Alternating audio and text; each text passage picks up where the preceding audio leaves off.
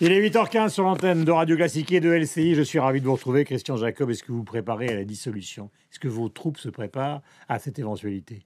Écoutez, on est face à une crise grave qui sonne le glas du quinquennat de François Hollande. Et je crois qu'effectivement, alors, pas d'échéancier, mais on se dirige vers Le une budget, c'est dissolution. dans 2 mois. Hein. On se dirige vers une dissolution. Quelle majorité? Quand on voit la situation de crise dans laquelle est le gouvernement aujourd'hui, alors qu'il n'y a pas fait un seul milliard de réduction de dépenses publiques. Je vous rappelle que c'est 50 milliards de réduction de dépenses publiques qui ont été annoncés sur les 3 ans qui viennent.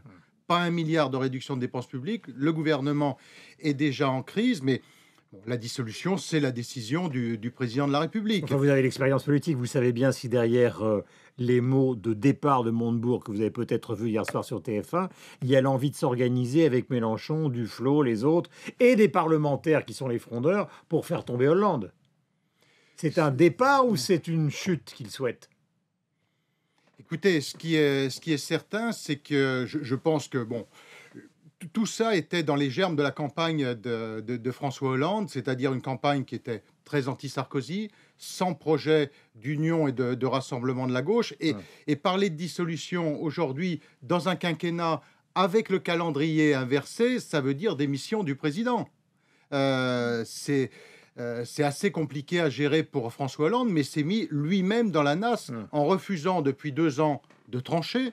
On nous parle, quand on entend Arnaud Montebourg hurler en disant « arrêtons la politique d'austérité », mais attendez, il n'y a pas eu de réduction de déficit.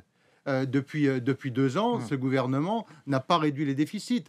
Depuis 2 ans... Je le disais à Alain Minc tout à l'heure, vous l'avez entendu probablement, pas forcément à TF1, mais en tout cas dans l'argumentaire, lui considère qu'une autre politique est possible parce que celle-là ne donne pas de résultats. Et ici, Renzi, Lagarde, Obama, où c'est vrai qu'aux États-Unis, la réduction des déficits n'est pas la priorité de l'administration américaine et l'économie américaine repart. Oui, mais il n'y a pas eu de réduction de déficit en France. Depuis 2 ans, ce gouvernement, nous sommes engagés depuis la crise de 2008 à une réduction des déficits. Ce qui a été fait en 2010, ce qui a été fait en 2011, ce qui a été fait en 2012. Depuis que les gouvernements de François Hollande sont en place, il n'y a pas de réduction de déficit. Non seulement on ne réduit pas les déficits, mais en plus on augmente les impôts.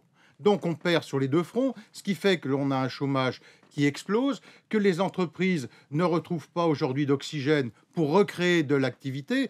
Et c'est cette non-politique, en fait, c'est un non-choix. C'est ça que la facture que François Hollande est en train de payer aujourd'hui, c'est la facture du non-choix. Demain, université d'été du MEDEF, présence de Manuel Valls. C'est d'ailleurs pour ça qu'il a changé son gouvernement après la déclaration donc d'Arnaud Montebourg. Est-ce que vous pensez qu'il sera accueilli favorablement, avec curiosité, ou au contraire, est-ce que vous attendez une bronca? Écoutez, moi, d'abord, ce que je demande... C'est important pour la vie économique. Oui, mais d'abord, ce que je demande à Manuel Valls, c'est qu'il réunisse en urgence le Parlement et qu'il vienne faire un discours de politique générale. Parce que sur quel discours de politique générale? Est-ce qu'il nous refait le même qu'il y a 150 jours? Qu'est-ce qui a changé depuis 150 jours, si ce n'est son échec personnel et celui de François Hollande? Donc l'urgence, c'est d'abord ça, c'est de s'exprimer devant la représentation nationale avant peut-être de s'exprimer au MEDEF. Le MEDEF, c'est demain, hein. De toute façon, il y va. Écoutez, nous verrons bien ce qu'il dira. Simplement, moi, j'attends de lui, il a choisi de démissionner. Le président de la République a choisi de le renommer. Pour quel discours de politique générale? 150 jours après l'échec de sa révolution de palais, parce qu'en fait, Manuel Valls avait monté cette combinaison de révolution de palais avec Arnaud Montebourg pour déstabiliser Jean-Marc Ayrault. Mais pour faire quoi en 150 jours? Qu'est-ce qu'il a fait en 150 jours? Est-ce que l'arrivée d'une personnalité comme Louis Gallois, auteur d'un célèbre rapport, comme il y a eu des rapports Pébro et d'autres, vous paraît être une bonne chose, ou est-ce que ça n'a finalement aucune importance? Parce que vous considériez ce matin que finalement la présidence Hollande est terminée, même si elle continue. Je pense que la réponse n'est pas dans un casting. La réponse, elle est sur la capacité d'assumer un choix politique. Or, aujourd'hui, ce choix n'est pas assumé. Encore une fois, on augmente, on matraque à la fois les foyers et les entreprises d'impôts. On laisse filer les déficits, on ne réduit pas les dépenses publiques et aucune réforme structurelle sur les retraites, sur l'assurance chômage, sur le temps de travail, sur le financement de la protection sociale. Où sont les réformes de structure? Pourquoi l'Allemagne, quand on nous fait une comparaison, ou M. Montebourg fait des comparaisons avec l'Allemagne sur une croissance qui effectivement au ralenti en Allemagne. L'Allemagne est à l'équilibre budgétaire, l'Allemagne est à moins de 6% de taux de chômage. Or, en France, aucune réforme de structure depuis maintenant 2 ans et demi. Est-ce que vous considérez, on change là de sujet, qu'il serait temps que l'opposition se ressaisisse, car maintenant la multiplicité des candidatures à la présidence de l'UMP, et puis les déclarations concernant la primaire, justement, qui va vous concerner directement, font état d'un éclatement des ambitions, vous le savez. Donc est-ce que vous, comme président de groupe, vous êtes d'accord avec cette diversité ou vous la déplorez? Écoutez, moi, l'UMP, après une défaite électorale qui était celle des présidentielles et des législatives, se restructure aujourd'hui. Et puis, attendez, il y a 2 ans, la France était présidée, la France était gouvernée, la France avait une majorité stable. Ce que l'UMP était capable de faire il y a 2 ans, sorti les 3, est capable de le refaire aujourd'hui. Oui, mais je pense qu'un certain nombre de Français aujourd'hui ont des regrets. Et se rendre compte qu'encore une fois, d'avoir une France présidée, une France gouvernée, une France avec une majorité stable, ça permet d'arriver à des résultats. Or, aujourd'hui, la France n'est plus gouvernée, elle n'est plus présidée et elle n'a plus de majorité. Est-ce que ça veut dire que la nostalgie Sarkozy va se transformer, de votre point de vue, en une volonté que Nicolas Sarkozy revienne vite? Écoutez, d'abord, celui qui tient la clé des échéances, c'est le président de la République, c'est François Hollande. Est-ce qu'il va... Là, je parle de la volonté de Nicolas Sarkozy de s'attaquer à la présidence de l'UMP. Ensuite, c'est dans 3 ans. Bah, écoutez, on a 3 ans, le président de la République... Moi, je vous demande si vous souhaitez qu'il revienne là, maintenant. Je parle de Nicolas Sarkozy. Mais il n'y a pas d'échéance. Les échéances... Mais attendez, le jour où le président de la République décide de dissoudre ou de démissionner, à ce moment-là, l'UMP sera prête. Et comme je vous le dis, il y a 2 ans, la France était présidée, gouvernée, avait une majorité stable. Je repose ma question. Est-ce que vous souhaitez que Nicolas Sarkozy prenne l'UMP? C'est pas une question qui se pose aujourd'hui. Attendez, elle se pose à tous les journaux et à lui-même. Ah ben oui, mais on dit que ce sera peut-être une conférence de presse dans le mois de septembre. Nous verrons. Écoutez, Nicolas Sarkozy n'a pas besoin de moi ni de personne d'autre pour prendre sa décision. Il la prendra le moment venu. Il a dit que ce serait début septembre. Je ne fais pas partie de ceux qui lui mettent la pression pour décider dans un sens ou dans un autre. Il prendra sa décision. Est-ce que vous le souhaitez? Vous n'allez pas m'obliger à casser le micro. Non, bien sûr que non. Simplement, moi, je ne suis pas dans ce cadre-là et mettre les souhaits de telle ou telle candidature. Ça n'est pas... Mais par prudence ou par choix personnel? Non, je pense par choix personnel, parce que lorsqu'on décide d'être candidat à la présidence d'un mouvement, c'est une décision personnelle que l'on prend. Et je ne ferai pas partie de ceux qui mettront la pression ni à Nicolas Sarkozy ni à d'autres pour prendre sa décision. Il la prendra sereinement le moment venu et les militants choisiront. Vous savez, on a besoin de retrouver de la sérénité et je pense que cette élection interne va nous permettre de la retrouver. On va justement y revenir à propos de sérénité, d'organisation de la campagne, d'affaires Big Malion, etc. Mais on a entendu ces dernières heures Bruno Le Maire, qui sera notre invité demain, dire au fond qu'il allait dans cette bataille pour gagner. C'est-à-dire qu'à un moment, on a cru que c'était pas non une candidature de complaisance, mais disons une candidature d'un homme jeune qui finalement voulait s'affirmer dans une bataille, la présidence de l'UMP, peut-être les primaires, pour au fond renforcer peut-être une candidature plus importante, que ce soit celle d'Alain Juppé ou de Nicolas Sarkozy. Or, ces dernières heures, le maire semble vouloir jouer pour lui. Je pense que c'est légitime. Vous savez, lorsqu'on est candidat à la présidence d'un mouvement comme l'UMP et qu'on décide cette candidature, on y va pour gagner, bien évidemment. Et Bruno Le Maire fait partie de ceux qui incarnent à la fois par ses compétences personnelles, sa jeunesse, son tempérament, et bien, qui a les qualités demain pour présider. Mais comme Hervé Mariton peut l'avoir, ou d'autres candidats aussi. Donc, vous savez... Je pense qu'il faut laisser cette élection aux militants de l'UMP. Elle va se faire naturellement. Moi, je ne crois pas aux écuries qui se constituent les unes contre les autres. Est-ce que vous considérez, comme ça a été écrit beaucoup de fois, que finalement le choix des militants de l'UMP est évident, ils voteront Sarkozy? Je pense que le choix n'est pas évident. Je pense qu'ils attendent de voir l'éventail des candidatures, les différentes candidatures. Ils attendent une vraie campagne des candidats. D'ailleurs, ce que Bruno Le Maire et Hervé Mariton ont commencé à faire en allant rencontrer les militants dans les fédérations et ensuite laissons-les juger. Vous savez, les choses ont sans doute beaucoup changé depuis quelques années et on n'est plus dans un combat d'écurie contre écurie. Il faut laisser les candidats faire mûrir leur candidature, ce que les deux en lice pour le moment ont fait, et nous verrons bien si Nicolas Sarkozy ou d'autres prennent la décision d'y aller. Eh bien, n'est pas de favori. N'est pas de favori parce que vous êtes prudent. Non. Non, parce que d'abord, je suis président du groupe, et donc je veille à l'unité du groupe parlementaire.